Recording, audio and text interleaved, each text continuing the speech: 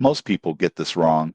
They assume all credit cards are complicated, but the truly simple credit card focuses on one thing: simplicity. It's designed for people who want a straightforward, manageable card without worrying about rewards or complicated terms. Here's how it works. The truly simple credit card is ideal for those looking to rebuild or establish credit. It has no rewards program, but it reports to all three major credit bureaus, which is essential for improving your credit score. The card has no late fees for the first missed payment and no penalty APRA, making it forgiving for people learning to manage credit responsibly. Some standout features include a predictable fixed APRA, easy online account management, and no surprises with hidden fees. While it won't earn cash back or points, it's a low-stress option for anyone focused on credit building rather than perks. Tips to maximize the truly simple credit card. 1. Make timely payments every month, even small ones, to steadily improve your credit. 2. Use the card for manageable expenses and pay the balance in full when possible.